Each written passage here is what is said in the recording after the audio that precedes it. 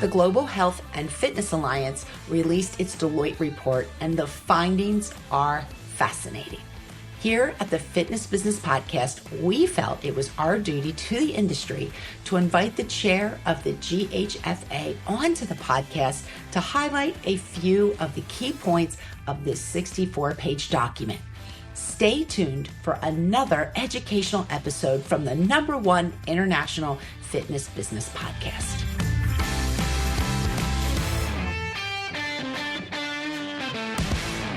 Throwback show alert. As businesses enter into Q4, episode number 408, Getting Yourself Together So Your Business Can Grow by Dre Baldwin, might be what you need to help you have a strong finish to the year. Get ready to be coached up on how to develop a strong mindset and accept nothing but success for yourself.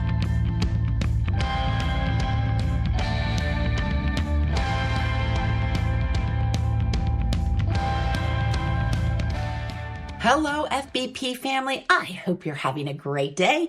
I'm your host, Dory Nugent, and boy, oh boy, do we have an exciting show today. Andrea Bell, the chair of the GHFA, Global Health and Fitness Alliance, is here to deliver the findings of the Deloitte Report. For the industry, it is massively impactful to have this data, and that is why we felt it was necessary to invite Andrea onto the show so she can share the report with all of our FBP family. If the name Andrea Bell rings a bell, well, you are right. She is also the co-founder, director, and chief people person of Inspire Brands Asia, the consortium that owns the master franchise license for Anytime Fitness Asia. I'm excited to hear Andrea's episode, and I hope you are too. First, a huge thank you to ISSA for sponsoring today's show. Health club leaders, you work hard to ensure your members have the very best fitness experience, right? You need personal trainers who do the same. Become a preferred partner with ISSA, and we'll deliver the best trainers in the industry to your club in a matter of days, fully certified and ready to work. And we'll help you keep those trainers by offering them exclusive discounted pricing on ISSA certifications. Because when your trainers stay, so do your valued members. Becoming a preferred partner with ISSA is absolutely free. Click above or visit issaonline.com/fitbiz to get trainers now. Bundle and save. That's right. If you purchase 2 certifications from ISSA, you get a discount. Head to their website for the discount code, www.issaonline.com. Get your pen ready now for Keep Me's Fit Bizpiration. Andrea, what are the 3 top takeaways from the Deloitte report? Ooh, definitely the dollar amount that we have on physical inactivity. That's probably the one thing that people are going to flick to. At least it was for me. I'm a visual person. So the dollar amount on physical inactivity, number 1. Number 2, the fact that we can now use this report to have factual conversations with government and other bodies. And number 3, we've now got proof that moving people and getting them active is actually going to help them and going to help the government save money. So having that proof is everything. We've always talked about it. We've never actually had it. We now have it. Very exciting. I have some exciting news. Next week, we kick off the first of 4 shows in a new series entitled Generations in the Gym. Sarah Marion, Director of Syndicated Research at Murphy Research, will be drilling down each of the 4 generations to deliver what research says about what each generation wants from a fitness facility. First up, Gen Z. Want to sell more memberships, improve your retention, and maximize your non-dues revenue? Then take a look at Keep Me. Keep Me is a smart automation platform that's helping fitness operators increase their revenue across the entire membership lifecycle with some pretty amazing results. Keep Me customers have consistently achieved lead generation rates above 60%, increased their average length of membership by 12 months, improved their non-dues revenue by 35%, and saved 16 to 20 hours a month per team member. We absolutely love this tool, and we think you will too. To learn more, head to www.keepme.ai and book a demo today. Let's transition into this week's interview with Andrea Bell. Please welcome Andrea Bell to our show today. Andrea is the Advisory Council Chair for the Global Health and Fitness Alliance, also known as GHFA, as well as the co-founder and director of Inspire Brands Asia. Andrea, thank you so much for taking time out of your day today, coming on to the Fitness Business Podcast. Thank you for having me. It's an absolute pleasure. Yeah, I got a chance to and the opportunity to meet you at IRSA. So it's like, hey, yeah. I love that our paths are crossing again. Fantastic. I know. That was amazing. So you are on the advisory council chair for the GHFA, like I said, also known as the Global Health and Fitness Alliance. And for many of our FBP family, they might have never heard of this. So who and what does this alliance do? So it is fairly new in the industry, so I wouldn't be surprised if they haven't, but definitely know these terms, GHFA. The Global Health and Fitness Alliance was put together through a collaboration with top leaders in the industry at the beginning of COVID as an IRSA initiative to try and help support the industry better through COVID. And then they realized through those discussions that there was a big gap in our research, and what we needed, our biggest problem with all the industry across the globe was having conversations with government that was impactful enough to get them to understand that fitness is essential, that our industry is essential and should remain open, especially when we were closed with the likes of spas and bars, right in the very beginning. And so many other services and industries were allowed to stay open. So through that, we realized that we have no research around how effective we are at helping public health and really shifting that needle of in terms of the physical inactivity. So they put together this report with Deloitte through amazing support from industry leaders. And it took us just over a year to get that report and that data together. And at IRSA in Miami, when we all got to see each other, which was also amazing, sidebar to see people face to face, was that we launched this report, and it now is out there to be used, and we need eyeballs on this report. So yes, that's why I'm trying to spread the word, spread the good word. And how did you become a part of the report? So I initially was not part of the council. I had some friends and knew of the council itself. And at that point, I was still the chief people officer for Anytime Fitness. So Inspire Brands Asia owns the master franchisee rights to Anytime Fitness in Asia. We've got 9 markets. And I was working with John Holsinger from IRSA for the last sort of year. I always had Anytime Fitness in Singapore signed up as members. So we were just, always talking, staying in contact. And then they asked me to be on the council last year. And I found that really impactful. I wanted to be able to help the industry at a much better level, a higher level, I suppose. And so when they asked me if I would be willing to step in or at least be voted in as the chair, that was in March this year. It was perfect timing because I was stepping down in my role as chief people officer. And so I got voted in as chairperson, and I'm happy to help the council lead the way. Yes. And we're so glad that you're here reporting on this and just educating all of our FBP family and out there listening today. Thank you. It's amazing cause. Andrea, could you please explain, what is the Deloitte Economic, Health, and Social Wellbeing qualifying the impact of the global fitness sector report that was commissioned by the GHFA? Yeah, so it's a really heavy report, and we did it across 47 countries in the world. So it's very significant impact to the global industry and also the MENA region, so the Middle East region as well.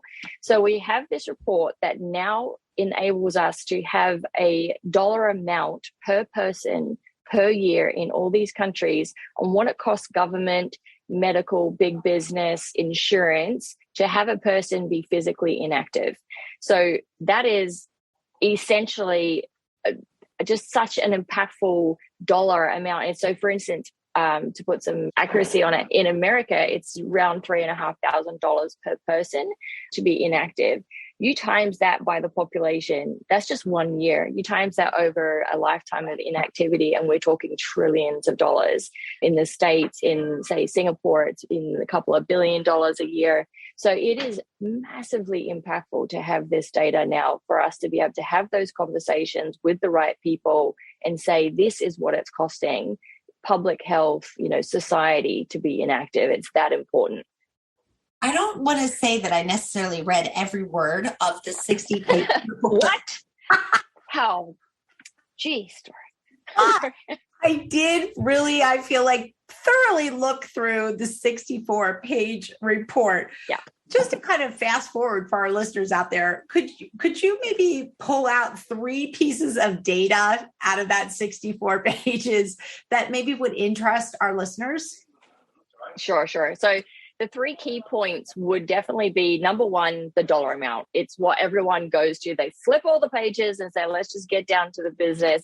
It's the dollar amount it puts on all these economies. And it's the socioeconomic impact as well as the economic impact. And that's what's so important about it. So dollar amount, the fact that we now have this document put together by industry body and Deloitte, who have done all the reports for us all these years, in which, we all know are so impactful for us. We can now use that to go and have conversations with government, to go and have conversations with other big corporate industry, and hopefully eventually insurers, so that they can start understanding that if they can push their members to be active, and doctors, the medical industry, I know there's lofty goals, but this is what this report is about. And third, it's also about getting the consumers active. And so the GHFA is working with the World Health Organization, and their goal is to decrease physical inactivity by 2030 by 15%. And so this report then is going to be able to help us have those conversations. So dollar conversations with government, and then consumers, and getting them back to being active. Yeah, and I think the conversations with government is really important. And I know I've really seen a big push I'd say maybe the last 3-4 years with that topic. So I think we're only going to continue, really to move forward on that. I know you. Yeah, definitely. Yeah, I know you kind of just touched base on this a little bit, but I'm just going to kind of rewind a little bit. And that's, how do you think this report will be used, and really who in the industry would use this report? Honestly, we want everyone to use this report. So what we're doing is we're pushing it out to the fitness alliances that are in each country. If the countries don't have a fitness alliance already, then we want to be able to help them establish them, because the people that are in those markets, they're the ones that need to have these conversations with their governments, with their associations and medical bodies. So we want to be able to help them establish that, so they can use this document, get eyes on it. We need eyes on this report. We can't let it sit and gather dust. Otherwise it's, not worth it, of course. Yeah. Now, when I was flipping through the report, I saw how it was broken down: Australia, China, and the US. And I saw like Australia, it said that going to the gym is the second most popular physical activity there after walking. I thought that was pretty interesting. Yeah. So this is the thing across all markets where it's not one conversation. That's why we can't do it as a council. We need the people on the ground, because every country is at a different level in terms of how they're approaching exercise, the penetration rate. Of course, Australia, America, England have the highest penetration rates. And so, meaning like the number of people that are being active.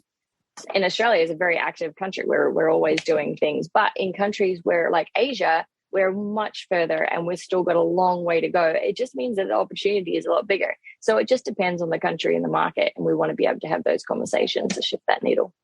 Yeah. Now, so moving on from Australia, I read the China section, and it was interesting to see that the Chinese government has always attached itself to the importance to exercise in the citizens' physical health. So I thought that was pretty interesting.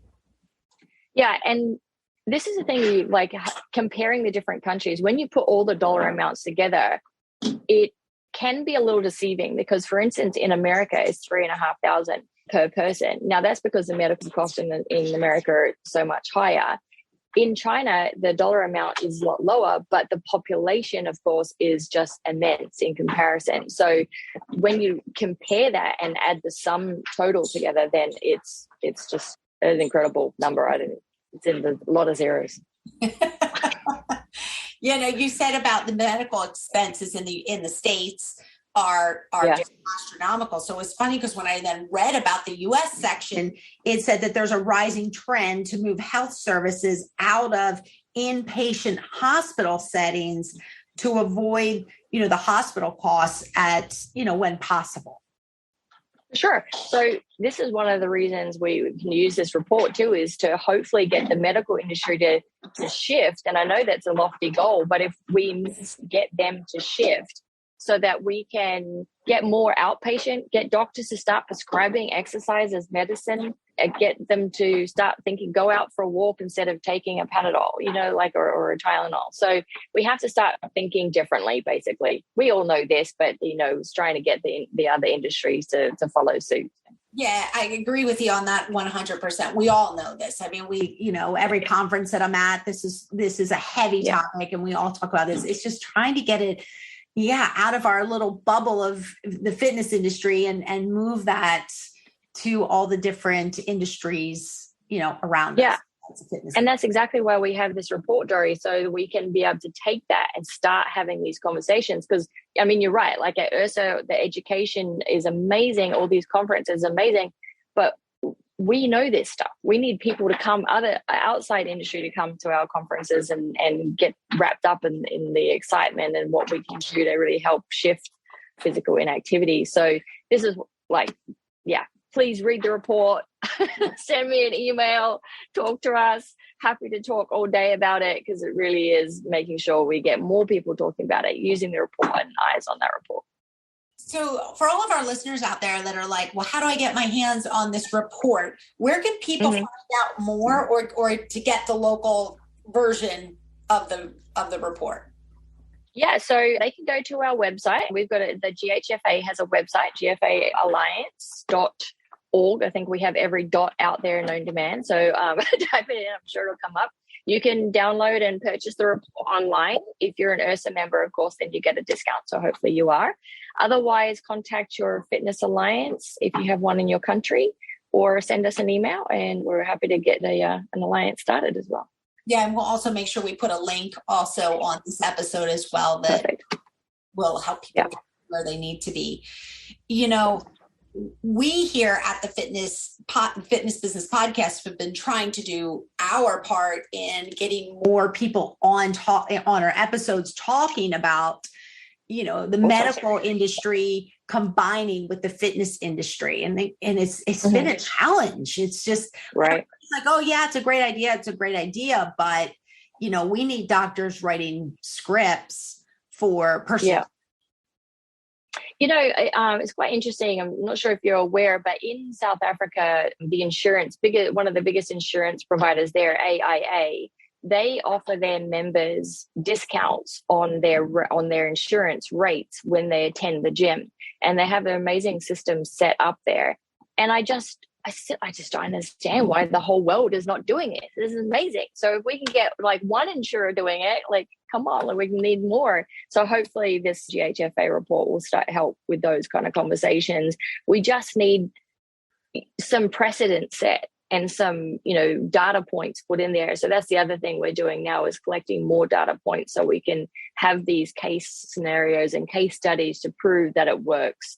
Because at the end of the day, we all know it does, but we've never had actual proof. Now we have that. And so this is what we're doing now with the council, is we're pushing forward, getting more data so we can have more of these, pointed conversations with the relevant bodies. Yeah. Wouldn't it be great at the next URSA conference if we could somehow get more of the medical profession to come to our conference, Goals. Come on, URSA. Do it. Let's go. Advocate. Yeah. Andrea, you know what? Thank you so much for, just coming on and enlightening everybody, even myself. Like I said, that's why I actually took the time to, I don't want to say peruse through the report, but, I looked over it pretty well because I was even unfamiliar with it. So this episode for myself opened up my eyes. Yep. Thank you very much for having me. It's been an absolute pleasure. And, always happy to talk to anyone, out of the industry, about the industry and getting people more active. So, feel free. I'd love to have a conversation. Clearly, I can talk. So. Are you going to be at URSA in March? I'm hoping so. I am hoping so. I'm aiming it. Liz has asked me to get there. So, I'm trying. All right. So are you sailing around the world before March or after March? That is the issue. We're trying to leave in Singapore in September, hit Asia, and then we'll see where we go next. So, and luckily we've got it all set up so I can stay connected. So I can stay on Zoom so we'll see if I can get a flight though. Perfect. Well, thank you again, Andrea, for taking time out of your day to come on to the Fitness Business Podcast.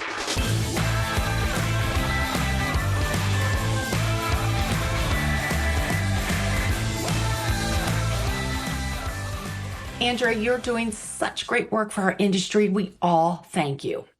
If you would like to learn more about the Deloitte Report, please head to the show notes, which can be seen at fitnessbusinesspodcast.com, or subscribe to the show notes and they'll be emailed directly to you. Subscribe to the show notes also at fitnessbusinesspodcast.com. Coming up next, we hear from our upcoming guest, Sarah Marion. G'day, it's JT here, and I was talking to Blair McCaney, the CEO of one of our sponsors, MX Metrics, the other day. And I gave him a hard time about his company's tagline, defeating mediocrity. By definition, that means he's excluding the majority of the market. But Blair just wouldn't budge. He only wants to work with operators who want to punch mediocrity in the face, really smash it. So I've talked to a few of his customers, like Joe Shirelli from Gainesville Health and Fitness, and yeah, it's for real. While Joe is a nice guy, he isn't satisfied with mediocrity either. He's crushing it as well. So I'm still dubious about selling only to operators who want to defeat mediocrity.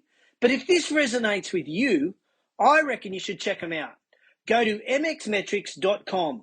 But remember, only if you're interested in smashing mediocrity.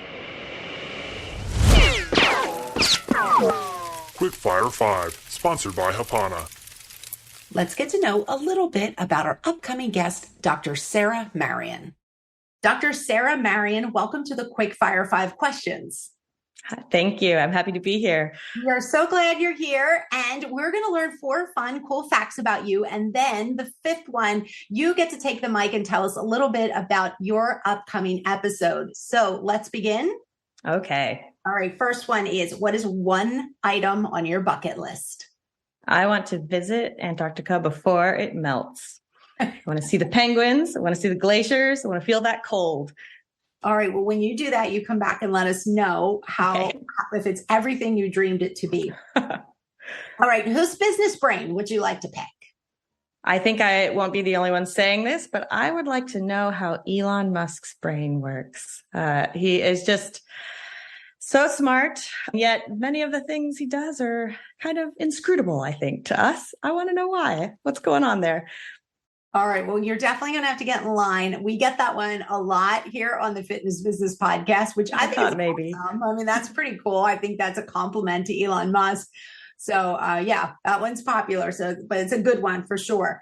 How about, what is the most visited page on your website? Well, after our homepage, our careers page is actually the most visited page. I know because I asked our operations manager recently. But after that, it's actually a blog post about mindfulness. We cover mindfulness in the study that I run. And it was an update. What's happening now? Yeah, we get career pages a lot, actually, for an answer. So we do hear that. I do hear that one quite often. All right, here we go. How about a book that you would recommend for our FBP family to pick up and read? So my recommendation is Atomic Habits by James Clear. I think that his concept of habit stacking is this really nice, actionable framework for developing better habits that's useful kind of personally, but also in the fitness business too, as we're working with consumers. Great recommendation. Thank you. Now, finally, this is your big moment. I am looking for one moment of next week's episode. Well, so next week, we're going to be talking about Gen Z, and that's kind of the kids these days, age 10 through 25. They have a really holistic perspective on fitness, which is unusual, I think, for their age.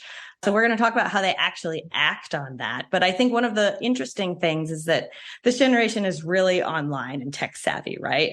Like that is a fully integrated part of their lives. So you'd think that they would be really into online and digital fitness, but the fact is that they're not, at least relative to older folks. So it just doesn't work as well for them as it does for others, but gyms do. So that's what we'll be talking about. All right. Well, we're really excited to have you come back and talk to us next week about what Generation Z wants from a gym.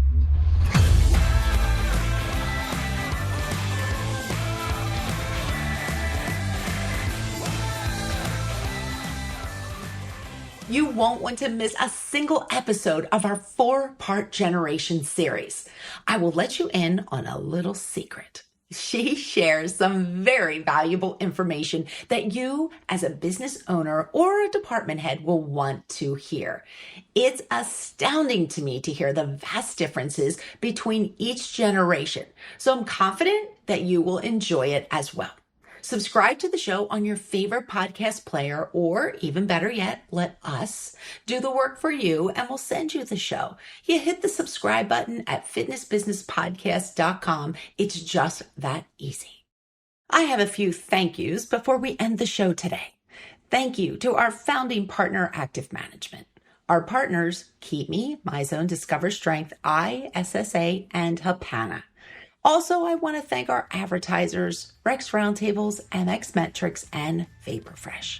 We believe what you leave behind is not what is engraved in stone monuments, but woven into the lives of others.